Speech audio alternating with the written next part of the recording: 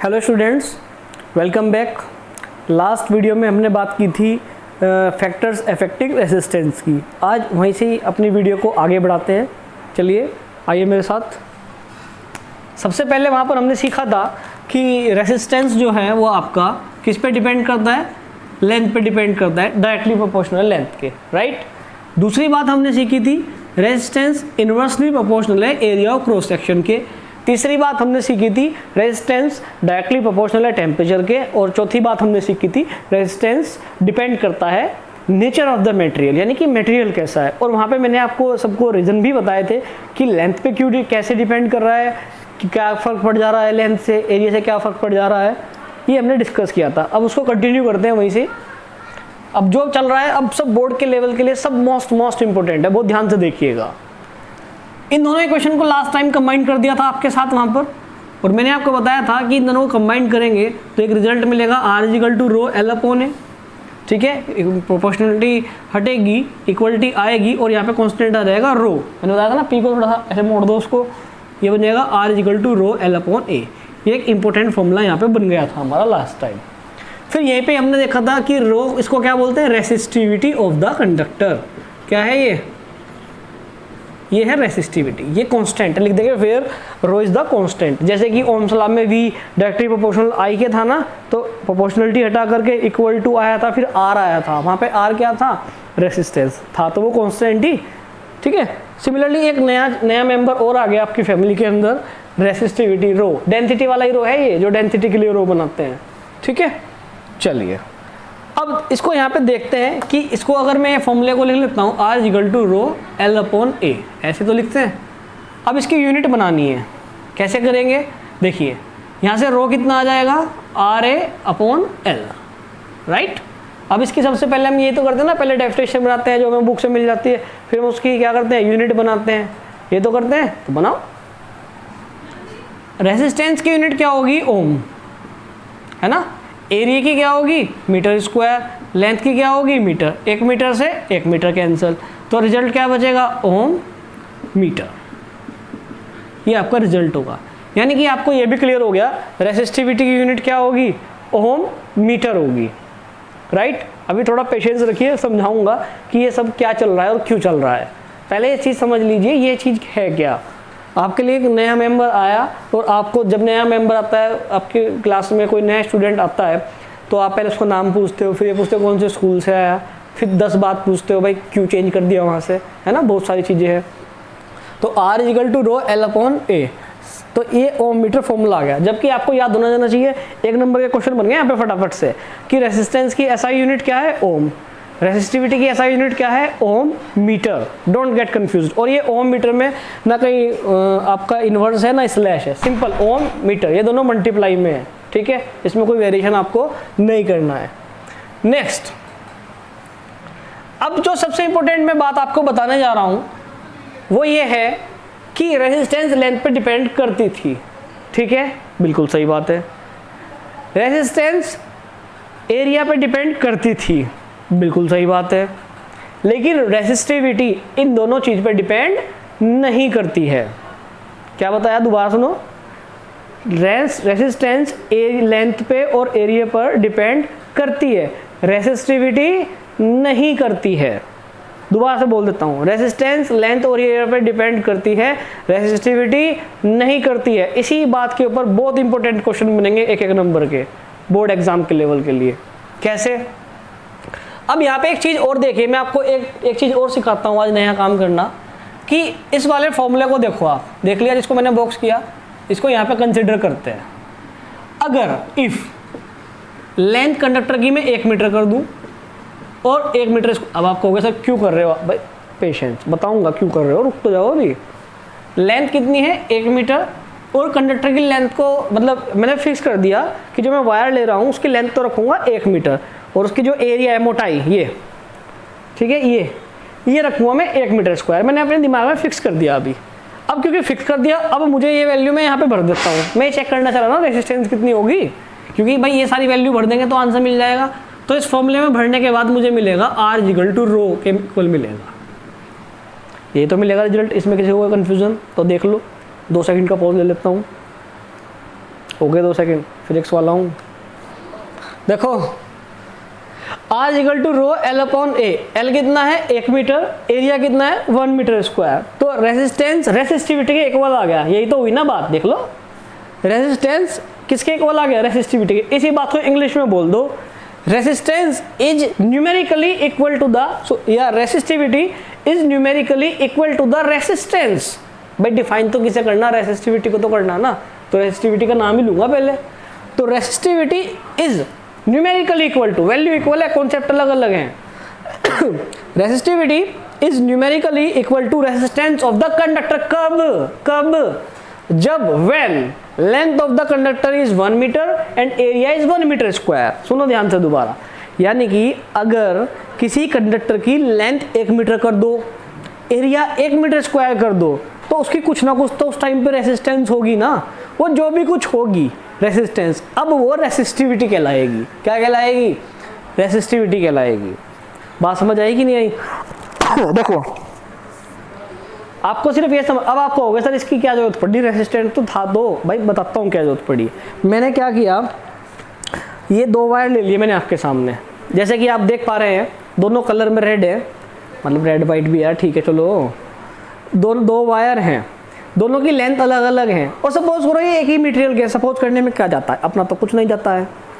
2 wire हैं एक जैसे हैं, सपोज करो इनकी मोटाई भी सेम है, एरिया भी सेम है, लेंथ भी सेम है, लेकिन सॉरी इनका एरिया भी सेम है और लेंथ अलग अलग है और मटेरियल भी सेम है, तो इनकी रेजिस्टेंस अलग अलग होगी कि नहीं होगी?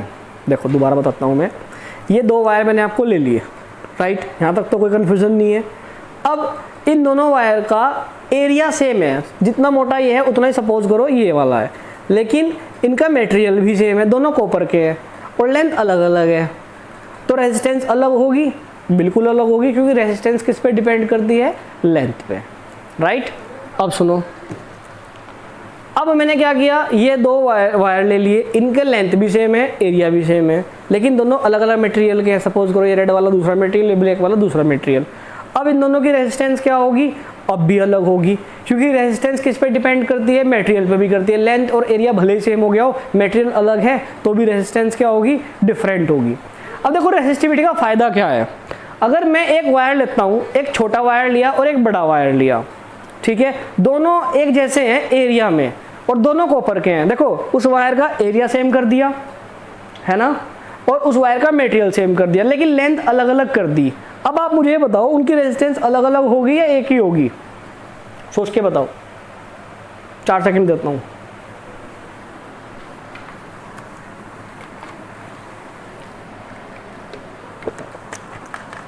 Time up. मैंने आपसे ये कहा था कि मैंने आपको 2 वायर दिए, दोनों की एरिया सेम है, मोटाई सेम है, मटेरियल भी सेम है, लेंथ अलग अलग है, दोनों की रेजिस्टेंस हर बार अलग अलग निकालनी पड़ेगी ना। बड़े वाले वायर की रेजिस्टेंस अलग होगी, ज़्यादा होगी क्योंकि लेंथ पर डिपेंड करती है, छोटे वाले की रेजिस्टेंस थोड़ी कम होगी, लेकिन होगी तो अलग अलग। ऐसे तो मैं पागल हो जाऊंगा बार बार रेजिस्टेंस निकालता। तो मुझे कैसे पता लगेगा अच्छा कंडक्टर कौन सा है, क्योंकि सुनो रेजिस्टेंस का काम क्या है, जितना कम रेजिस्टेंस उतना बढ़िया कंडक्टर। भाई अगर मैं आपसे ये कहूँ कि मुझे 2 कंडक्टर मैं आपके सामने रख दूँ और आपको ये बताना हो कि इसमें से अच्छा कंडक्टर कौन सा है, तो कुछ ना कुछ तो क्राइटेरिया होना चाहिए ना अच्छा कंडक्टर घोषित करने के लिए। तो आप मुझे कहोगे सर आप मुझे एक काम करो, इन दोनों की रेजिस्टेंस बता दो, मैं बता दूंगा। तो आप उसमें से देख लोगे कि जिसकी रेजिस्टेंस कम है, सर इसकी कम है, ये बढ़िया कंडक्टर है। क्राइटेरिया हुआ ना, जब आप किसी को कुछ जज करते हो तो कुछ तो क्राइटेरिया होते हैं ना माइंड में कि उसकी वॉइस क्वालिटी कैसी है, सपोज है ना, अगर वो परफॉर्मेंस है तो डांस कैसा था, एक्टिंग कैसी थी। आप एक सर्टेन आपके पास पैरामीटर्स होते हैं जिनके बेस्ड आप जज करते हो, या ऐसे ही करते हो, देखने में अच्छा लग रहा है इसको नंबर दे दो, ऐसा करते हो क्या? ऐसे नहीं करना, क्राइटेरिया बनाते हैं। तो अच्छा कंडक्टर बताने के लिए क्राइटेरिया क्या है, रेजिस्टेंस कम होनी चाहिए, या मैं ये कह लूँ कि अच्छा इंसुलेटर होने के लिए रेजिस्टेंस हाई होनी चाहिए, क्योंकि जितनी ज़्यादा हाई रेजिस्टेंस होगी उतना बढ़िया क्या होगा, इंसुलेटर होगा। दोनों ही बातें ठीक हैं। चलिए, तो रेसिस्टिविटी न्यूमेरिकली किसके इक्वल है, रेजिस्टेंस के। अब मैंने क्या किया, एक रेसिस्टिविटी बना ली, सारे मटेरियल की निकाल के छोड़ ली। अब मैं आपको कॉपर ला के दे रहा हूँ। अब मैं आपसे कहूँ कि 1 मीटर वाला वायर कॉपर का वायर है, एक जैसा मतलब उसकी मोटाई सेम है, और 2 मीटर वाला वायर है, दोनों की रेजिस्टेंस तो अलग अलग होगी लेकिन रेसिस्टिविटी सेम होगी, क्योंकि रेसिस्टिविटी लेंथ और एरिया पर डिपेंड नहीं करती है। तो आपको क्या होगा, आपको बस एक बार निकालनी पड़ेगी कॉपर की रेजिस्टिविटी, दोबारा जरूरत नहीं पड़ेगी, क्योंकि मैं आपको वायर कितना भी ला के दूँ, जब आपको उसकी रेजिस्टिविटी निकालनी होगी तो आपको उसमें से 1 मीटर लेना होगा, उसका एरिया भी 1 मीटर स्क्वायर करना होगा। अगर नहीं है तो करोगे तभी उसकी रेजिस्टिविटी निकलेगी, रेजिस्टिविटी इससे पहले कभी निकलेगी ही नहीं। रेजिस्टिविटी निकालने के लिए क्या होना चाहिए, लेंथ भी 1 मीटर होनी चाहिए, एरिया भी 1 मीटर स्क्वायर। जब आपने पहले से डिफाइन कर दिया कि लेंथ भी इतनी, एरिया भी इतनी, तो बार बार थोड़ा ना चेंज करोगे, क्योंकि आपने लेंथ और एरिया पहले से डिफाइन किया हुआ है। तो आप रेसिस्टिविटी का दूसरा नाम स्पेसिफिक रेजिस्टेंस भी है, क्योंकि ये वो वाली रेजिस्टेंस है जिसमें आपने चीजों को स्पेसिफिक किया हुआ है, लेंथ भी 1 कर दी है, एरिया भी 1 कर दिया हुआ है। तो रेसिस्टिविटी का अदर नाम क्या है, स्पेसिफिक रेजिस्टेंस।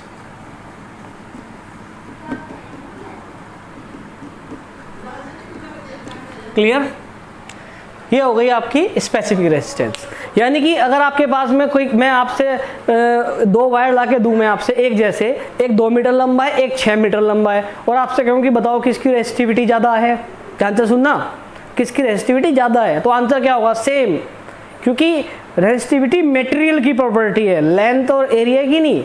हाँ, अगर वो वायर दोनों अलग अलग किस्म के हैं, एक कॉपर का एक एल्यूमिनियम का है, तब अलग अलग हो, क्योंकि मटेरियल पे, वो मटेरियल पे डिपेंड करती है, लेंथ और एरिया पे डिपेंड नहीं करती है। लेकिन अब अगर ये दोनों रेजिस्टेंस के केस होते तो रेजिस्टेंस दोनों की अलग अलग होती, तो हर बार रेजिस्टेंस निकालनी पड़ती। तो सारे मेटल्स की एक बार रेजिस्टिविटी निकाल के रख ली, है ना, सारे सबको लाइन में लगा लिया कि चलो भाई सब रेजिस्टिविटी वाले एक साथ खड़े हो जाओ।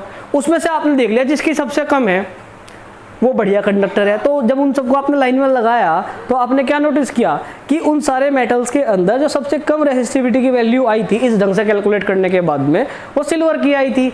इसलिए सिल्वर क्या है, बेस्ट कंडक्टर है।